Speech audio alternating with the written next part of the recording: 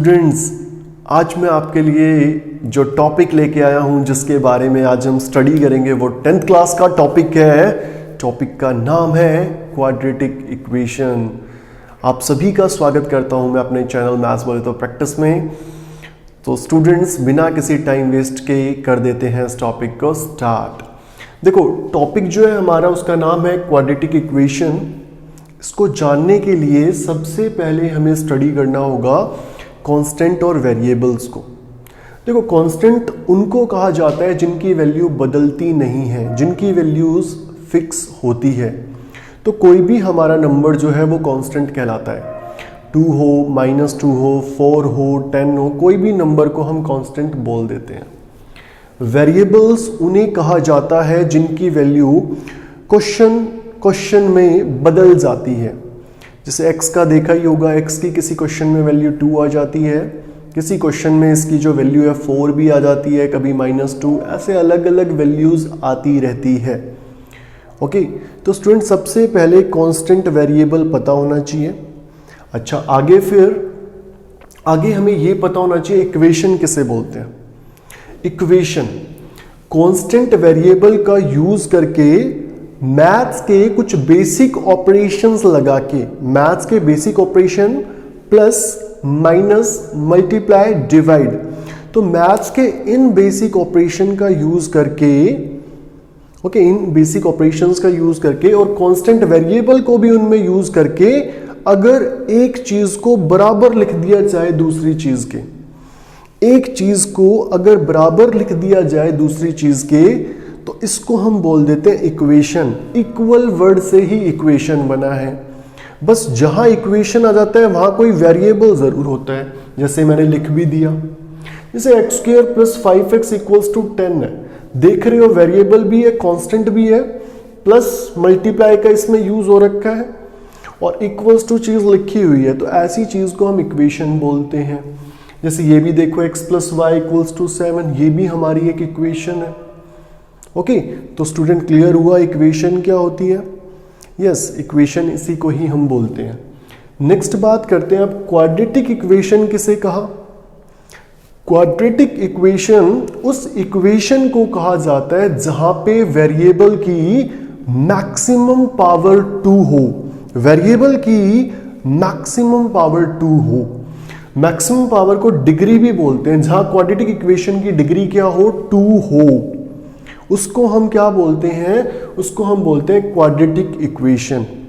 अच्छा, एक चीज और मैं बता दूं, हमारे जो 10th क्लास के सिलेबस में जो हम क्वाड्रेटिक इक्वेशन स्टडी करेंगे वो 1 वेरिएबल में स्टडी करेंगे। मतलब अगर हमारा क्वेश्चन होगा ना, जो भी क्वेश्चन होगा उसमें जो वेरिएबल यूज होगा वो एक ही वेरिएबल यूज होगा। क्वेश्चन या तो पूरा ही x में मिलेगा, मतलब क्वाड्रेटिक इक्वेशन या तो हमारी पूरी x में मिलेगी, या पूरी y में मिलेगी, या पूरी z में, एक ही वेरिएबल में वो मिलेगी। तो जैसे यहां मैंने एक ये क्वाड्रेटिक इक्वेशन लिख दी है, x² + 10x + 24। तो हमारा जो वेरिएबल है इसकी मैक्सिमम जो पावर होगी वो 2 होगी, 2 से ज्यादा नहीं होगी। ओके, 2 से ज्यादा कभी नहीं होगी। अगर 2 से ज्यादा होगी तो वो क्वाड्रेटिक इक्वेशन नहीं है। अगर 2 है और कम में कुछ नहीं है तो भी ये क्वाड्रेटिक इक्वेशन है ना। अगर इसकी पावर जो x² होता है, यहाँ पे 10x अगर मिसिंग होता है, + 24 = 0, तो भी ये क्वाड्रेटिक इक्वेशन है हमारी। और अगर x² + 10x लिखा होता है, ये भी नहीं होता कांस्टेंट, तो भी क्वाड्रेटिक इक्वेशन है। सो क्वाड्रेटिक इक्वेशन में जो उसकी मैक्सिमम पावर है वो 2 होनी चाहिए। उसके बाद कम ये हो चाहे ना हो, अगर ये दोनों भी मिसिंग होते तब भी ये हमारी क्वाड्रेटिक इक्वेशन होती। अच्छा, ठीक है, अब बात करते हैं हम क्वाड्रेटिक इक्वेशन को अपने 10th क्लास में क्यों स्टडी कर रहे हैं। सो स्टूडेंट्स, इसका आंसर है हमारी डे टू डे लाइफ में कुछ ऐसी प्रॉब्लम्स आ जाती है जिनको अगर हम मैथ से सॉल्व करना स्टार्ट करें, है ना, कि जैसे कोई ऐसी सिचुएशन दे दी जिसमें उसमें अगर हम किसी चीज को अगर x मान के चलें और उस x से कहीं ना कहीं मैथमेटिकली कुछ इक्वेशन बन जाए, तो कई बार ये ऐसा होता है हमारी इक्वेशन क्वाड्रेटिक बन जाती है। Okay, day to day life की कुछ ऐसी प्रॉब्लम्स होती है जिनको अगर हम सॉल्व करना चाहें तो वो क्वाड्रेटिक इक्वेशन बन के एज एक रूप ले लेती है। तो अब ऐसा जब वो बन जाती है तो कहीं ना कहीं हमें इनको सॉल्व करना आना चाहिए ना, आना चाहिए उनको सॉल्व करना, उनको हल करना, उनसे आंसर्स निकालना। तो इसलिए अपनी 10th क्लास में हम इसको स्टडी करते हैं। अच्छा, अब बात करते हैं कैसे सॉल्व करते हैं, है ना, कितने मेथड सीखने हैं इस चैप्टर में। तो इस चैप्टर में वैसे जो है 3 मेथड्स हैं, लेकिन लेटेस्ट जो सीबीएसई की गाइडलाइन है उसके हिसाब से हम 2 ही स्टडी करेंगे। तो वो कौन कौन से 2 मेथड हम स्टडी करने वाले हैं इक्वेशंस को सॉल्व करने के लिए, क्वाड्रेटिक इक्वेशन को सॉल्व करने के लिए? उन मेथड का नाम है एक तो फैक्टराइजेशन, दूसरा क्वाड्रेटिक फॉर्मूला। एक फैक्टराइजेशन, दूसरा क्वाड्रेटिक फॉर्मूला। तो पहले हम फैक्टराइजेशन वाले मेथड को सीखते हैं। ओके, इस मेथड में क्या होता है?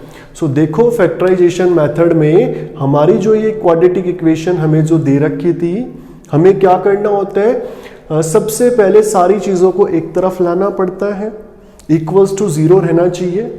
फिर क्या होता है कि जो एक्स स्क्वायर की टर्म है और जो कांस्टेंट की टर्म है, इन दोनों को मल्टीप्लाई कर लेते हैं। 24 आ रहा है, इन दोनों को मल्टीप्लाई करके बीच वाली टर्म को 2 पार्ट में स्प्लिट करते हैं, वही मिडिल टर्म स्प्लिटिंग एज जिसे कहते हैं हम।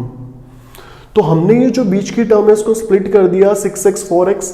करना इस टाइप से स्प्लिट होता है कि इन दोनों को प्लस माइनस करो तो यही टर्म मिल जाए 10x, और इन दोनों को मल्टीप्लाई करो तो जो इस एक्स स्क्वायर की और कांस्टेंट टर्म को मल्टीप्लाई करने पे आ रहा है वही हमें मिले। जैसे 6 4 24 और यहाँ पे भी ये 24 आ रहा था। साइन भी ध्यान रखना कि सेम साइन के होने चाहिए वो। तो ये हमने एज इसका स्प्लिटिंग कर लिया। करने के बाद इन दोनों से कुछ कॉमन लिया तो x कॉमन आया, यहाँ बचा x + 6। यहाँ से +4 कॉमन लिया तो x + 6। ये जो x + 6 है ये दोनों में कॉमन आ रहा है, इस पूरी टर्म में भी है, वो इस टर्म में भी है। तो इस x + 6 को हमने क्या ले लिया? कॉमन ले लिया। जो बचा वो x + 4 है जिसको हमने यहाँ पे लिख दिया। अब इन दोनों का जो प्रोडक्ट है वो 0 है। इन दोनों का प्रोडक्ट, इन दोनों का जो मल्टीप्लाई करने पे आ रहा है 0। तो इससे पता लगा या तो ये चीज 0 होगी या ये चीज 0 होगी, है ना, या ये भी हो सकता है दोनों चीजें ही 0 हो। पर ऐसा यूं पता है या तो ये चीज 0 होगी, ये चीज 0 होगी। तो यहां से जो ये x की वैल्यू होगी +6 इधर आके -6 हो गया, यहाँ पे ये -4 हो गया। तो ये 2 पॉसिबल वैल्यूज हुई x की, है ना। तो कहीं ना कहीं अगर ये सिचुएशन में हमने x किसी चीज को माना होगा तो x की वैल्यू ये 2 हो सकती है, या तो -6 या -4, है ना, ये पॉसिबिलिटी आई। ओके, तो ये ऐसे सॉल्व करा हमने फैक्टराइजेशन वाले मेथड से अपनी क्वाड्रेटिक इक्वेशन को। अच्छा, जो ये सॉल्व करने के बाद जो ये आंसर्स आते हैं इनको रूट्स भी कहा जाता है, roots of quadratic equation, ROOTS, roots of quadratic equation, या जीरोज ऑफ क्वाड्रेटिक इक्वेशन भी कहा जाता है इसको, है ना। या तो हम इसको क्या बोलेंगे, रूट्स ऑफ क्वाड्रेटिक इक्वेशन या जीरोज ऑफ क्वाड्रेटिक इक्वेशन। अच्छा, नेक्स्ट आते हैं नेक्स्ट एक फॉर्मूले पे, है ना, जिसको क्वाड्रेटिक फॉर्मूला हम कहते हैं। सो क्वाड्रेटिक फॉर्मूले से कैसे हम क्वाड्रेटिक इक्वेशंस को सॉल्व करते हैं, तो देखो यही सेम क्वेश्चन को हम सॉल्व करेंगे इस बार क्वाड्रेटिक फॉर्मूले से। सबसे पहले तो वही सेम इक्वेशन मैंने लिख दी। अच्छा, इस इक्वेशन में सबसे पहले हमें A B C 3 चीजें पहचाननी होती है। तो जो एक्स स्क्वायर के साथ जो नंबर मल्टीप्लाई है उसको कोफिशिएंट ऑफ एक्स स्क्वायर बोला जाता है। तो कोफिशिएंट ऑफ एक्स स्क्वायर को हम यहाँ पे A से डिनोट करते हैं। तो यहाँ एक्स स्क्वायर के साथ कुछ नहीं, तो मतलब 1 है, तो A की वैल्यू 1 है। x के साथ जो मल्टीप्लाई रहेगा प्लस का 10 या माइनस का 10 जो भी, वो हमारा b होगा, तो b यहाँ पे +10 है। c वही, ये प्लस का 24 हो चाहे माइनस का 24, जैसे यहाँ ये प्लस का 24 है तो c की वैल्यू 24 है। तो सबसे पहले क्वाड्रेटिक फॉर्मूले में हम a, b और c को पहचानते हैं। अच्छा, उसके बाद हम d फाइंड करते हैं। d होता है यहाँ डिस्क्रिमिनेंट, हम d को फाइंड करेंगे। ये d फाइंड करना बहुत जरूरी है। अगर बिना d के तुम डायरेक्ट सॉल्व करोगे, सो देखना अभी बताता हूं d फाइंड करना क्यों जरूरी है, बहुत जरूरी है ये। तो d को पहले फाइंड करेंगे। इसको याद करने का फॉर्मूला है b² - 4ac। मैं ऐसे याद करा देता हूं, जैसे b का स्क्वायर है तो b इंटू b, तो bb के पास 4ac, bb के पास 4ac, ऐसे याद कर लेना। सो b का स्क्वायर - 4ac, तो b का स्क्वायर अगर हम करेंगे 10 का स्क्वायर, है ना। p का स्क्वायर करेंगे 4 इंटू में a की वैल्यू यहाँ पुट कर दी हमने और c की वैल्यू पुट कर दी। 10 का स्क्वायर हो गया हमारा 100, 4 इंटू 1 इंटू 24 करा 96, इसमें से इसको सब्ट्रैक्ट करा 4 आ गया। अच्छा, इस d की वैल्यू पे बहुत कुछ डिपेंड करता है, तो देखो मैंने लिखा है आगे, जो d की वैल्यू अगर 0 से बड़ी आई, अगर d की वैल्यू 0 से बड़ी आई तो जो इसके रूट्स होंगे, रूट्स कहो या इसके जीरोस कहो, तो वो क्या होंगे, रियल होंगे, रियल नंबर्स होंगे वो 2 4 मतलब कुछ भी ऐसा रियल नंबर्स होंगे और डिस्टिंक्ट होंगे रूट्स, मतलब रूट्स अलग अलग आएंगे, है ना। रियल होंगे, रियल नंबर होंगे और अलग अलग आएंगे, वो सेम नहीं आएंगे। अच्छा, अगर d की वैल्यू 0 हो तब भी रूट्स रियल होंगे लेकिन इक्वल होंगे। तो यहां तो मैं इसको स्टार भी मार्क करता हूं कि हमारे CBSE में काफी सारे क्वेश्चंस इस पर डिजाइन होते हैं, है ना। वो भी हम डिस्कस करेंगे कैसे क्वेश्चंस इस पर डिजाइन होते हैं, पर अभी मैं इस पर स्टार लगा रहा हूं कि अगर d की वैल्यू 0 है, अगर d की वैल्यू 0 है तो रूट्स रियल होंगे और साथ में वो इक्वल भी होंगे। रूट्स हमारे कैसे होंगे, रियल और साथ में क्या होंगे, इक्वल। अच्छा, अगर d की वैल्यू 0 से कम आ गई तो रूट्स होंगे इमेजिनरी, और इमेजिनरी चीजों को अभी हम सॉल्व नहीं करेंगे, उसको वहीं एज अ नेग्लेक्ट कर देंगे। मैंने लिख भी दिया कि उसको सॉल्व नहीं करेंगे हम। ओके, हमारे सिलेबस में अभी इमेजिनरी रूट्स पे हम क्वेश्चंस बिल्कुल नहीं करेंगे, जिसके रूट्स इमेजिनरी आ रहे हैं तो हम उसको सॉल्व नहीं करेंगे, है ना। ठीक है, तो उसको हम सॉल्व नहीं करेंगे, है ना। बाकी ये तीनों चीज ध्यान रखना, d की वैल्यू 0 से बड़ी है तो रूट्स रियल होंगे, दोनों अलग अलग होंगे। d 0 है, रूट्स तभी भी रियल होंगे, दोनों इक्वल होंगे। और अगर d की वैल्यू क्या हुई 0 से छोटी तो रूट्स इमेजिनरी होंगे, हमें सॉल्व करने की कोई ज़रूरत है नहीं। अच्छा, फिर ये है फॉर्मूला, जो क्वाड्रेटिक फॉर्मूला हम कह रहे थे कि x, अगर जैसे यहाँ पे इक्वेशन हमारी x में है तो x इक्वल्स टू लिखना, अगर ये हमारी इक्वेशन y वेरिएबल में होती तो y इक्वल्स टू लिखते, बाकी आगे सेम चीज रहेगी, -b प्लस माइनस रूट में d अपॉन में 2a। सो ये हमारा क्वाड्रेटिक फॉर्मूला है। इस फॉर्मूले में हम वैल्यूज पुट करेंगे। b की वैल्यू जो है वो हमें पता है 10 हमने पुट कर दी, माइनस बाहर है लगा दिया, plus minus root of d की वैल्यू 4 है, 4 पुट कर दी, नीचे 2 इंटू a, सो 2 इंटू में 1 हमने पुट कर दिया।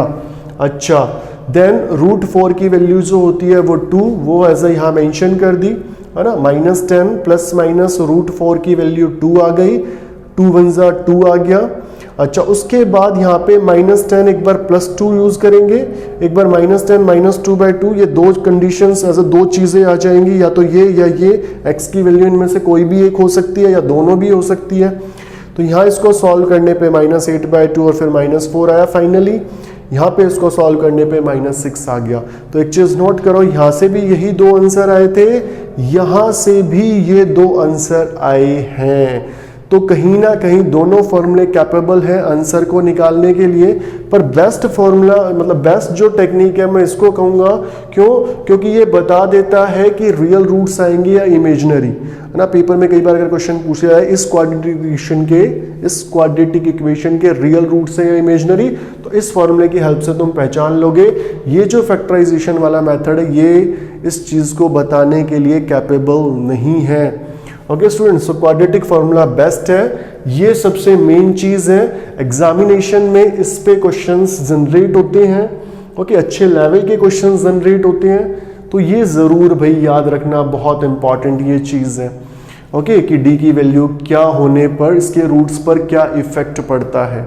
ओके, तो स्टूडेंट जैसे कि मैं दोबारा यहाँ आता हूँ, हम स्टडी क्यों कर रहे थे क्वाड्रेटिक इक्वेशन को, कि हमारी डे टू डे लाइफ की कुछ प्रॉब्लम्स इससे सॉल्व होती है।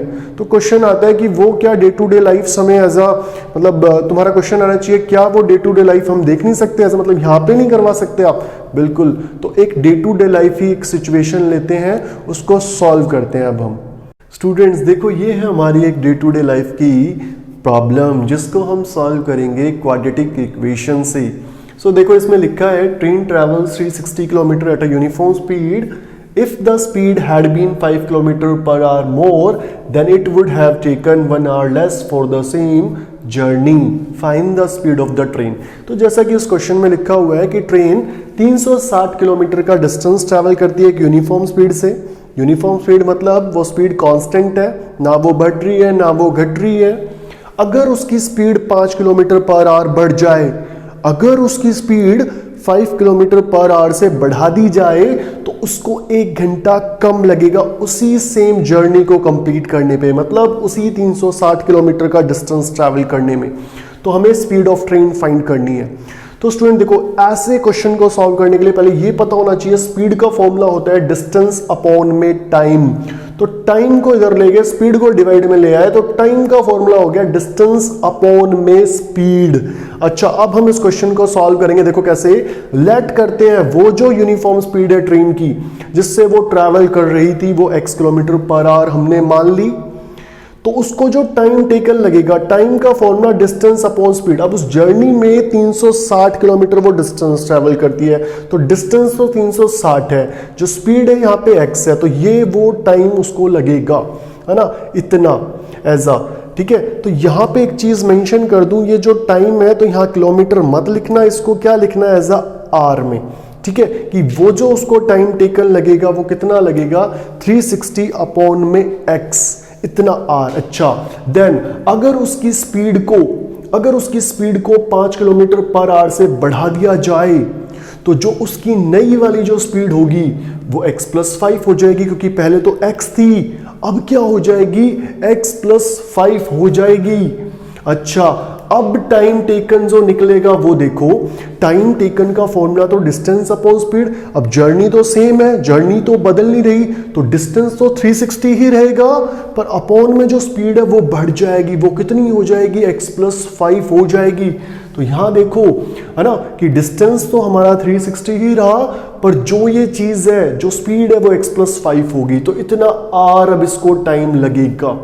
अच्छा, अब अकॉर्डिंग टू स्टेटमेंट ये कह रही थी कि जब उसकी स्पीड जो थी यूनिफॉर्म तो उसको कुछ टाइम लग रहा था, लेकिन अगर उसकी स्पीड बढ़ा दी गई थी 5 तो उसको 1 घंटा कम लग रहा है। स्पीड बढ़ाने पर 1 घंटा कम लगा, तो मतलब पहले जो ये टाइम था, ये टाइम इस वाले टाइम से 1 घंटा ज्यादा है।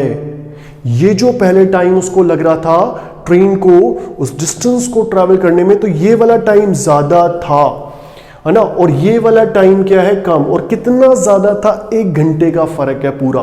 तो अगर इस ज्यादा में से इस कम को अगर मैं सब्ट्रैक्ट करूं तो कितना आएगा, 1 आएगा।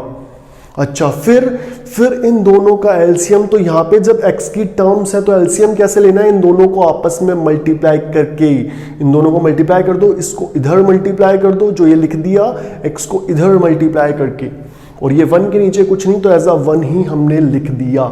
अच्छा, आगे क्या करा, आगे इसको इससे मल्टीप्लाई 360x आ गया, 360 को 5 से मल्टीप्लाई 1800 आ गया, माइनस का 360x, तो दोनों सेम चीज है, कैंसल आउट हो गई, वो प्लस की ये माइनस की। अच्छा, अपॉन में x into x, x square, x को 5 से मल्टीप्लाई करा तो कितना आ गया 5x इक्वल्स टू 1/1। अच्छा, क्रॉस मल्टीप्लाई कर लेना है, यहाँ 1800 इंटू 1 सेम रहा, ये भी 1 से मल्टीप्लाई होके सेम रहा।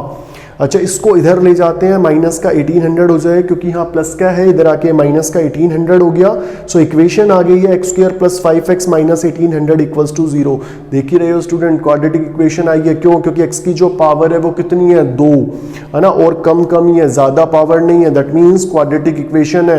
तो सॉल्व करने के 2 मेथड्स है, फैक्टराइजेशन और क्वाड्रेटिक फॉर्मूला, लेकिन मैं क्वाड्रेटिक फॉर्मूले से ही करूंगा, और बताया भी था क्वाड्रेटिक फॉर्मूला क्यों है, क्योंकि ये बता देता है क्वेश्चन सॉल्व भी होगा या नहीं होगा। ये सिचुएशन, अगर d की वैल्यू 0 से छोटी आ जाए तो वहीं क्वेश्चन सॉल्व नहीं करना, वहीं रोक देना है।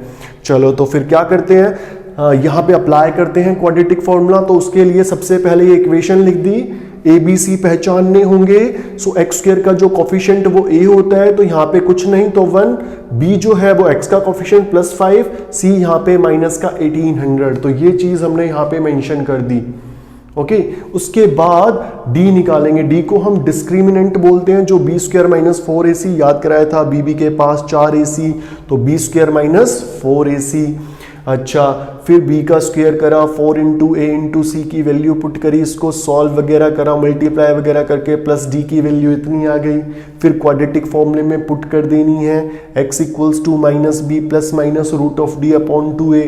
b की जगह b की वैल्यू पुट कर दी जो 5 है, माइनस बाहर रहा, प्लस माइनस d की जगह d की वैल्यू पुट कर ली, अपॉन में 2 इंटू में a की वैल्यू पुट कर ली।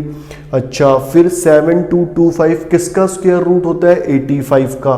सो इसका स्क्वायर रूट 85 लिख लिया। फिर उसके बाद स्टूडेंट तुम्हें पता ही, एक बार इसको प्लस के साथ लिखेंगे, -5 को प्लस 85 के साथ बाय 2, एक बार -5 माइनस 85 बाय 2 ऐसे लिख लेना है। दोनों को कैंसिल आउट कराए, एक में x की वैल्यू 40 आ गई, एक बारी क्या आ गई? माइनस की 45 आ गई। सो दो वैल्यू मिल गई। अब इसमें और रहता है या तो ये या दोनों भी पॉसिबिलिटी हो सकती है ना, दोनों पॉसिबिलिटी। और x क्या थी? स्पीड। अब तुम्हें पता है स्पीड नेगेटिव हो नहीं सकती, तो ये वाली जो चीज़ है वो कैंसिल आउट हो जाएगी, स्पीड जो है वो नेगेटिव नहीं हो सकती। तो पक्का ट्रेन की स्पीड क्या होगी? 40 किलोमीटर पर आवर। तो जो हमारा आंसर होगा वो होगा 40 किलोमीटर पर आवर। तो स्टूडेंट देखा कि क्वाड्रेटिक इक्वेशन हमें हेल्प कर देती है इस टाइप की सिचुएशंस को सॉल्व करने के लिए। यही नहीं, और भी काफ़ी सारी सिचुएशंस होती है डे टू डे लाइफ की जिनको हम इससे सॉल्व कर सकते हैं। तो इसलिए हम इसको अपनी 10th क्लास में स्टडी कर रहे हैं। सो स्टूडेंट इस पे प्रैक्टिस करो, डिफरेंट क्वेश्चंस करो, है ना। क्वाड्रेटिक इक्वेशन से मेथड्स दो ही हैं तुम्हारे पास, फैक्टराइजेशन एंड क्वाड्रेटिक फॉर्मूला।